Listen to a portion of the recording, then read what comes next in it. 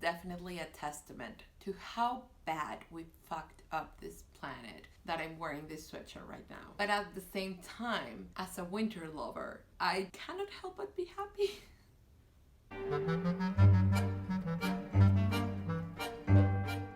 Hello everybody, I'm Roxy, this is recmebook&stuff, and today I come to talk to you not about climate change, although it is something we don't even need to be talking about, we should just do something about it, but yeah. In any case, I'm wearing this because we've been having a bit of an impromptu winter these few days and it's been lovely. I'm just going to scooch over here a bit. Yep.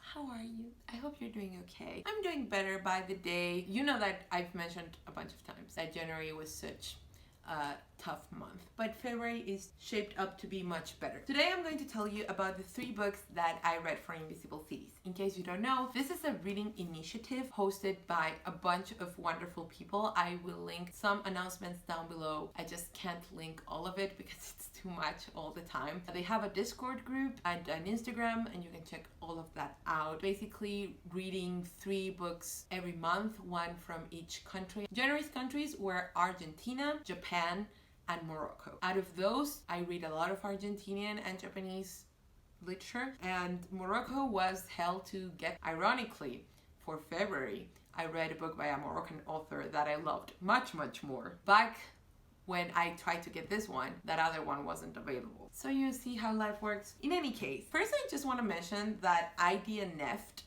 Murakami's Kafka on the Shore, which was the book that I originally meant to read for this challenge. You can hear me rant about it in my January wrap-up, link down below when it's up, because I think that's going up after this. The book that I did read for that didn't fare much better. You can't read the title here because it's in gold letters on white, but it's called If Cats Disappeared from the World by Genki Kawamura, and this is translated by Selland. I did a written review of this.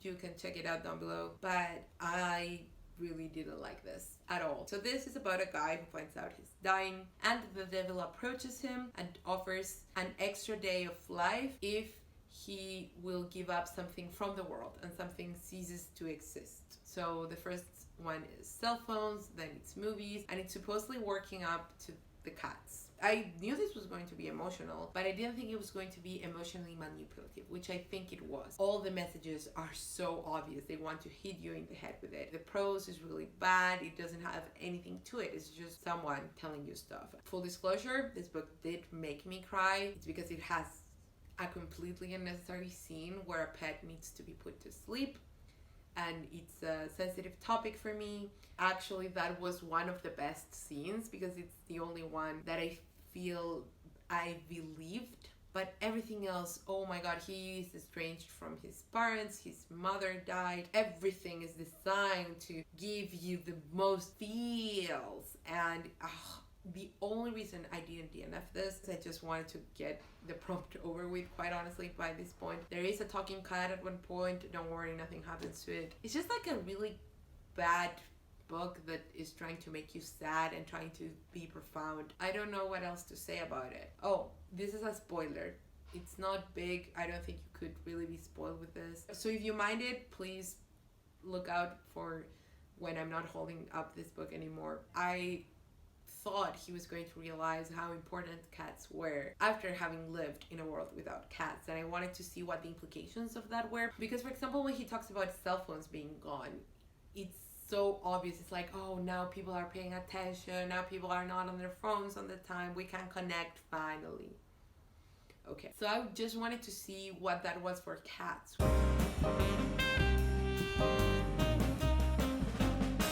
I actually also sold this, it's just that I haven't sent it out yet. Very disappointed, and it's sad because I love Japanese literature in general, and that book was so disappointing. And it made me angry that I had to suffer through the animal part just not to get anything in return, because if everything else had been good, I would have been like, okay, I understand, this is alright, but it wasn't. Then I read Har Ben Jelloun's The Islam That Frightens Us, or That Is Frightening. This is not translated into English. I've tried to search for it and it's not. This is a book-length essay where he talks about Islamophobia. He starts with an essay where he talks about what it's like to be an intellectual, a Muslim intellectual living in Europe. He has an introduction, which is the most interesting part, where he talks about the Muslim question and what happens when we see Islam as radical, and is Islam as radical as we think. Then the rest is structured as a conversation with his teenage son. So the son asks questions,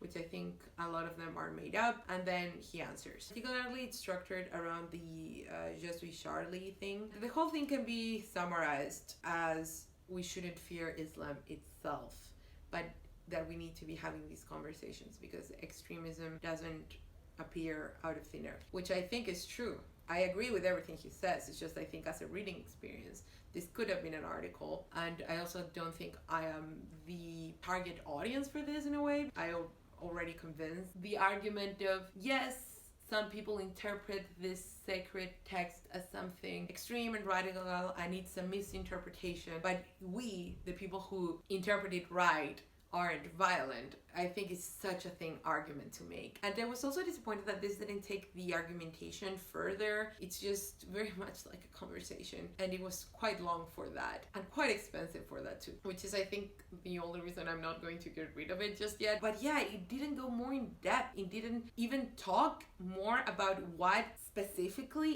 in the text makes some people interpret it one way or the other, and where does history fall into this, because there are a lot of historical reasons for radicalization as well. This barely scratched the surface, and it's okay. Maybe that's what he intended. Not maybe, that's what he intended. For example, this is a book that I would give to someone who viewed Islam as something very othering instead of it's just as good and bad as any other religion. So maybe that was the target audience. I don't know. It was very disappointing. I expected a lot from this book and I didn't get it. But I still think it is a good book at what it does. It's just that what it didn't do it for me. Does that make sense? I hope so. Oh, and the translator for this into Spanish is, let me see, Malika Mbarek Lopez. It's translated from French. And then the book that I liked the most out of those three was Mouthful of Birds by Samantha Schweblin. This is a version in Spanish. I don't know who translated this short story collection in English, so I'm going to, of course, credit the translator down below. This is a collection of short stories, some shorter than others. They are all creepy and atmospheric, and a lot of them have really good points to them. Some of them are just about the eeriness. I enjoyed it, not as much as Fever Dream. I think this was really hit or miss for me. I think it was about 50% that I loved and 50% I felt very meh about. Once again, lukewarm reaction. However, if you like Samantha Schweblin and you like odd short storytelling, I think you can't go wrong. My absolute favorite was Heads Against the Asphalt. I'm not sure if that is how it was translated. I think it's not her best, but it's really good work, and you should check it out if you like Samantha Schweblin after having read Fever Dream, because Fever Dream is a masterpiece. It's so good. So yeah, those were the books I read for the Invisible Cities project. I am a bit sad that this first month wasn't very successful and that I am being kind of negative about it. I do love the project. I think it's great. For February, we have Colombia, China, and Egypt. I'm going to leave the announcements for all the months that have been announced so far down below so you can check those out. Yeah, join the Discord. They have such great recommendations. For Japan in particular, a lot of people were cooking Japanese food or like eating Japanese food. Just going through those messages made me so hungry. But yeah, it was so fun. It is a great project. I'm just a bit defeated because my choices weren't the best, but I'm happy I read Mouthful of Birds because I had started that book a while ago and I finally finished it. That's it. If you like this video, please give a thumbs up. Please subscribe and comment. Have you read any of these books? Do you want to read any of these books? What did you read for your Invisible Cities project if you are participating? And remember to listen to the Bibliophile Daily card with all the info down below. See you next time.